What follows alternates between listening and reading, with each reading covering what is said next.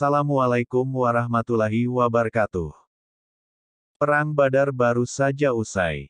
Kaum Quraisy bertekad membalas kekalahan mereka. Kedengkian dan nafsu untuk balas dendam terus berkobar di dada kaum Quraisy. Tidak saja kaum pria, bahkan perempuan-perempuan bangsawan kaum Quraisy pun turut pula ke Uhud untuk menggelorakan semangat perang.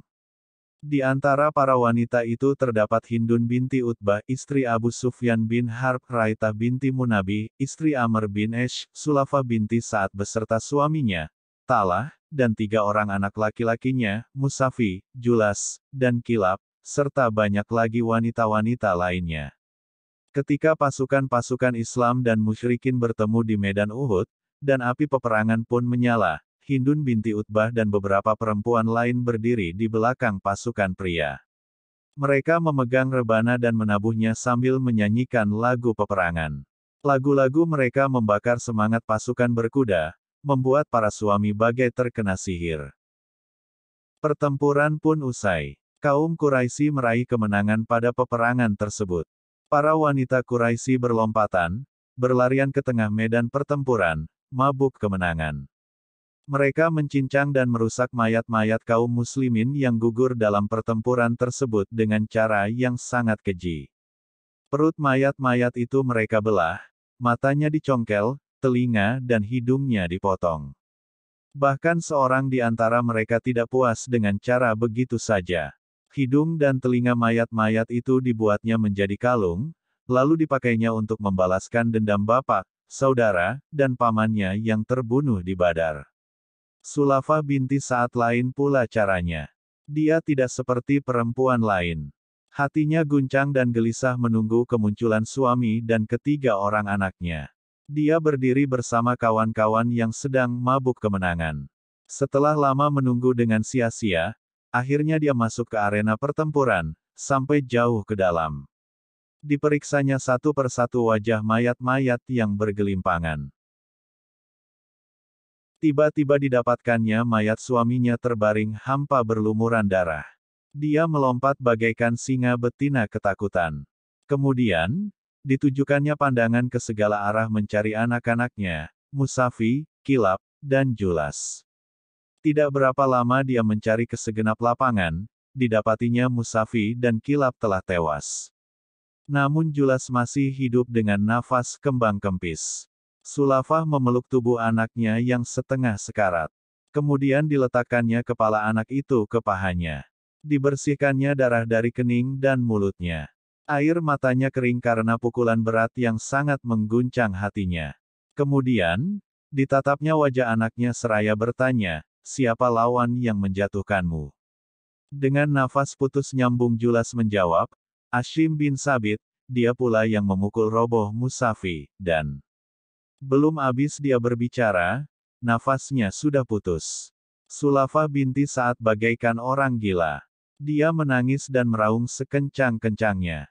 Dia bersumpah tidak akan makan dan menghapus air mata, kecuali bila orang Quraisy membalaskan dendamnya terhadap Ashim bin Sabit, dan memberikan batok kepala Ashim kepadanya untuk dijadikan mangkok tempat minum khamr. Dia juga berjanji akan memberikan hadiah dan uang yang banyak bagi orang yang dapat menyerahkan Ashim bin Sabit kepadanya, hidup atau mati. Lalu Ashim tampil dengan busur panah di tangan, lalu berkata, "Jika musuh berada di hadapanku 100 hasta, aku panah dia. Apabila musuh mendekat dalam jarak tikaman lembing, aku bertanding dengan lembing sampai patah. Jika lembingku patah, kuhunus pedang, lalu aku main pedang." Maka Rasulullah bersabda, "Nah, begitulah berperang. Siapa yang hendak berperang, berperanglah seperti Ashim." Tidak berapa lama setelah perang Uhud, Rasulullah memilih 6 orang sahabat untuk melaksanakan suatu tugas penting, dan beliau mengangkat Ashim bin Sabit sebagai pemimpin. Orang-orang terpilih ini berangkat melaksanakan tugas yang dibebankan oleh Rasulullah kepada mereka. Di tengah jalan, tidak jauh dari Makkah, sekelompok kaum Huzail melihat kedatangan mereka. Kelompok itu segera mengepung mereka dengan ketat. Ashim dan kawan-kawan dengan sigap menyambar pedang masing-masing, dan siap siaga menghadapi segala kemungkinan. Para sahabat Rasulullah berpandangan satu sama lain seolah-olah bermusyawarah, sikap apa yang harus diambil. Asyim menoleh kepada kawan-kawan seraya berkata, aku tidak dapat memegang janji orang-orang musyrik itu. Kemudian diingatnya sumpah Sulafah untuk menangkapnya. Asyim kemudian menghunus pedangnya sambil berdoa, wahai Allah, aku memelihara agamamu dan bertempur karenanya.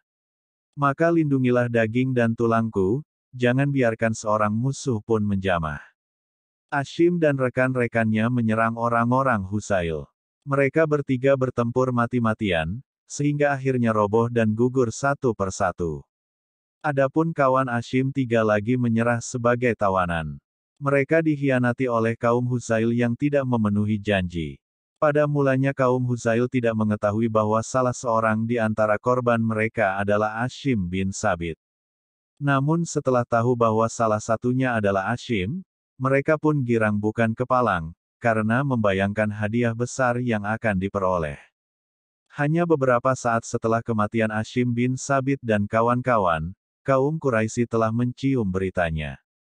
Karena kaum Husail tinggal tidak jauh dari kota Makkah, para pemimpin Quraisy segera mengirim utusan kepada pembunuh Asyim, meminta kepala Asyim untuk menghilangkan dahaga Sulafah binti Sa'ad, dan menyempurnakan sumpahnya. Para pemimpin Quraisy membekali para utusan itu dengan uang yang memadai, dan menyuruh mereka menyerahkan seluruh uang itu kepada kaum Husail demi untuk mendapatkan kepala Asyim. Setelah mereka mencoba berulang-ulang menghampiri mayat Asyim, mereka selalu gagal, akhirnya menyerah. Biarkanlah dahulu sampai malam. Biasanya bila hari telah malam, mereka terbang. Maka tinggallah mayat itu untuk kita, kata seseorang. Mereka kemudian duduk menunggu sampai malam. Namun ketika langit mulai gelap, tiba-tiba kilat dan petir menggelegar sambung-menyambung. Hujan pun turun dengan lebatnya bagai dicurahkan dari langit. Setahu mereka belum pernah terjadi hujan sedemikian lebat. Dengan cepat air mengalir dari tebing-tebing memenuhi sungai-sungai dan menutup permukaan lembah. Banjir besar segera datang melanda segala yang ada. Setelah subuh tiba, mereka bangkit kembali mencari tubuh Asyim di segala penjuru. Namun usaha mereka sia-sia, bahkan mereka tidak menemukan bekas-bekasnya. Rupanya banjir telah menghanyutkan mayat Asyim tanpa diketahui kemana perginya. Allah Subhanahu wa Ta'ala memperkenankan doa Asyim bin Sabit. Dia melindungi mayat Asyim yang suci, jangan sampai dijamah oleh tangan-tangan kotor orang-orang musyrik. Terima kasih yang sebesar-besarnya karena sudah menonton video dan mendukung channel ini. Semoga cerita dalam video ini dapat bermanfaat bagi kita semua. Assalamualaikum warahmatullahi wabarakatuh.